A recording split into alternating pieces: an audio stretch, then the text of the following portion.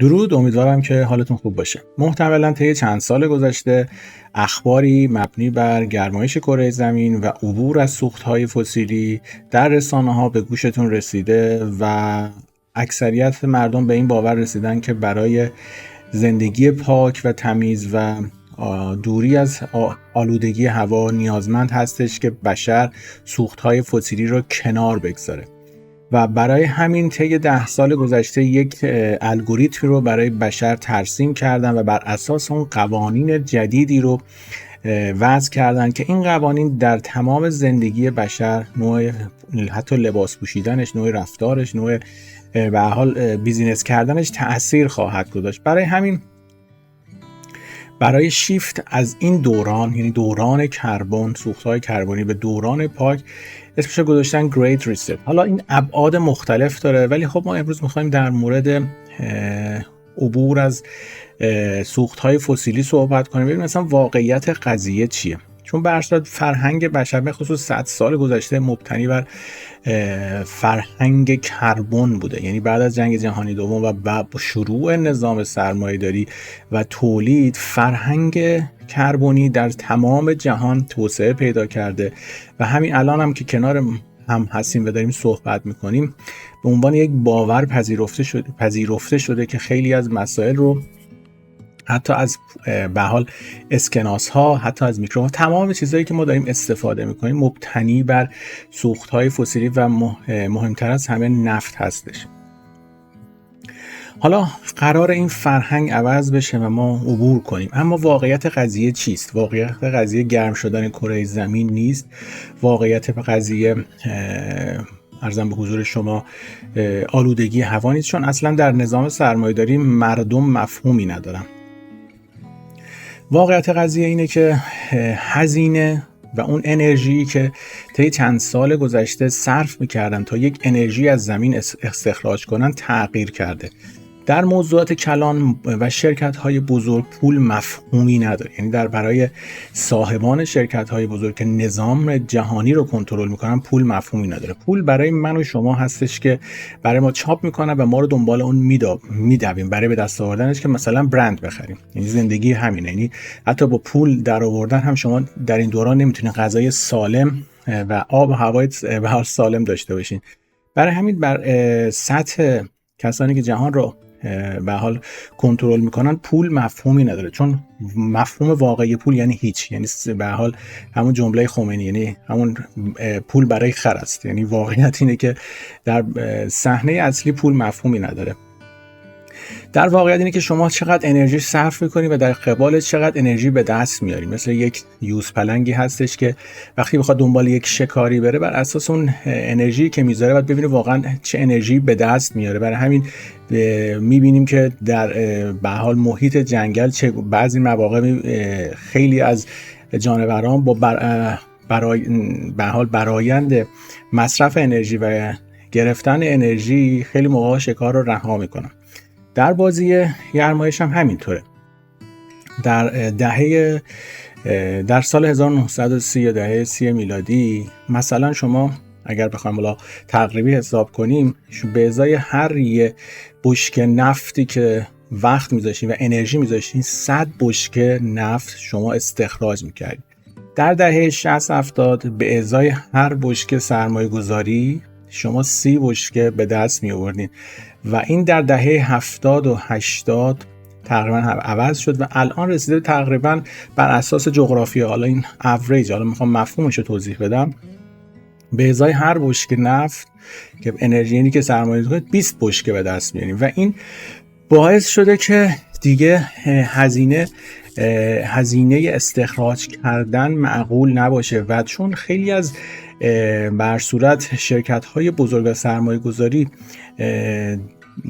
مبتنی بر به حال کربن هستن و این دوران رو باید سپری کنن که دوباره زمین و اون منابع و اون دانشی رو که بتوانن انرژی به حال معقولی رو برای استخراج معقولی داشته باشن، یک زمان بر صورت یک گپی هستش که باید جبران بشه. حالا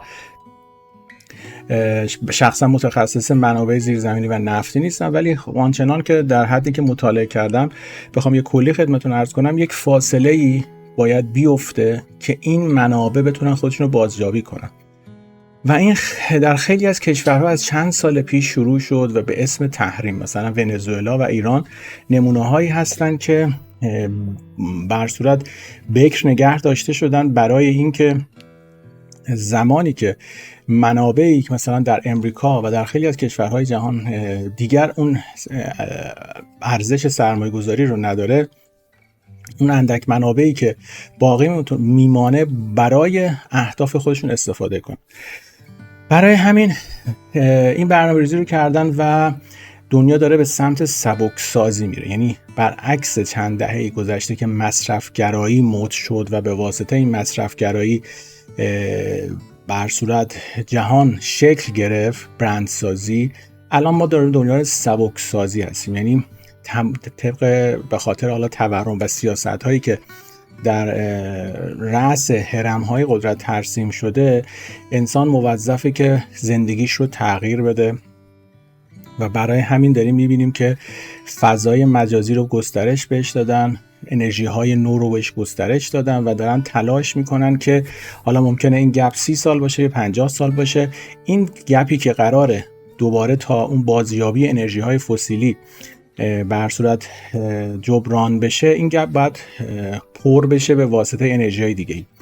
حالا انرژی‌های دیگه هست، انرژی‌های مثل باد، انرژی‌های خورشیدی، اینا هستن، ولی هیچ با اون مصرفی در حد انرژی‌های کربنی داریم، مثلا 1 میلیارد خودرویی که در سطح جهان وجود داره، هیچ انرژی نمیتواند اونها رو تامین کنن. پس ناخودآگاه با وضع قوانین باید اونها رو از بین ببرن یا کنار بذارن یا مستهلکشون کنن. انرژی هسته‌ای خب به هر صورت انرژی هستش که شاید بتواند 20% از به هر صورت نیازهای انرژی بشر رو تامین کنه و اونم نمیتونه به حال گازوئیل و دیزل بشه که بیاد تو سوخت ماشین ها، اونم میتونه برق باشه. برای همین تمام به حال این فصل نوین فرهنگ ما بر اساس انرژی های به حال برقی از خودروهای برقی و فضای مجازی است و خیلی از تولیدات در سطح جهان به خاطر اون معاهده پاریس و قوانینی که وضع شده عملا شیفت پیدا کردن و تولید در سطح جهان هر روز کم و کمتر میشه و برای همین میبینیم حتی به خاطر حالا اون هزینه تولید و اون نیاز به کربن، همون انرژی نفت، خیلی از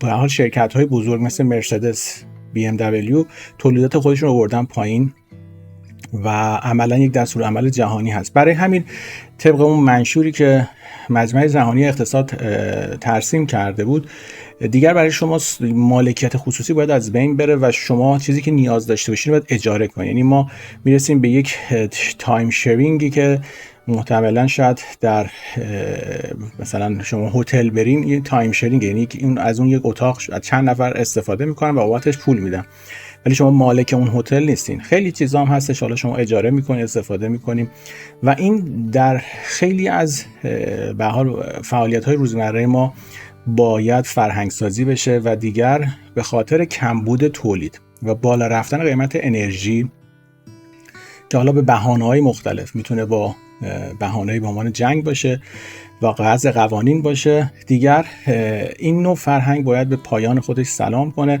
و خیلی از مسائلی که مبتنی بر فرهنگ کربن هست، از مسائل اقتصادی، مسائل فرهنگی جایگزین خواهد شد و بشر به واسطه اون قوانینی که براش ترسیم شده، مثل قوانین کربن، یعنی شما در طول روز چقدر اجازه داری مثلا راه بری، چقدر میتونی غذا بخری، چون ما در یک خلایی به سر خواهیم برد طی اون گپی که خدمتتون عرض کردم و اون فاصله رو باید به حال بریم به سمت اون ریاضت‌های نوینی که مجمع جهانی اقتصاد برای ما ترسیم کرده. برصورت این یک توضیح کوتاهی بود، چون خیلی ها میبینم یک سری تئوری بافی ها میکنن و واقعیت ها رو نمیدونن. یه واقعیت اینه که دیگر انرژی برای استخراج با این منابعی که هست معقولیت نداره و 90% از فکر می‌کنم حدود 90% از انرژی مصرف‌های بیهوده بوده از نظر صاحبان جهان. مصرف بوده که تولید میشن، پاساژ درست می‌کردن، ماشین درست می‌کردن، چین انواع اقسام محصولاتی درست می‌کرد که بشر نیاز نداشت و به واسطه اون فرهنگ مصرف‌گرایی اینها تولید می‌شدن. الان برعکس این قضیه هست. شما باید بری به سمت سبکسازی و برخواهی گشت و چیزی هم که لازم داشته باشی به قدری گران خواهد شد که توانایی خریدش رو نداری و به خاطر اینکه تولید کم خواهد شد و اون به حال بالا رفتن قیمت انرژی و وضع قوانین، یعنی مهمترینش وضع قوانین مالیاتی که هست، شما موظف هستی که فرهنگت رو تغییر بدی. این یک واقعیتی هستش که دوست داشتم در موردش صحبت کنم و بدونیم که آقا این گرمایش کره زمین و این قوانین که مبتنی بر اون چه سناریویی پشتش هست و واقعیت این داستان چیه. به هر صورت حالا تلاش میکنم در این زمینه چندین ویدیویی که در حال ترجمه کردنش هستم رو به پیج اضافه کنم. دوستانی که در یوتیوب هستن حالا شاید به خاطر قوانین کپی رایت نتونیم، ولی خب میتونم اینا رو تو اینستاگرام ترجمهش رو بذارم که ببینیم آقا واقعیت اصلا چیز دیگری هست. الان انرژی هایی که مانده باید صرف منافع و اهداف نظام سلطه جهانی بشه و مردم جهان یک زمانی سوق داده شدن به سمت سیستم سرمایه‌داری و مصرفگرایی، الان دارن سوق داده شدن به سمت ریاضت اقتصادی و تغییر فرهنگ و سبکسازی.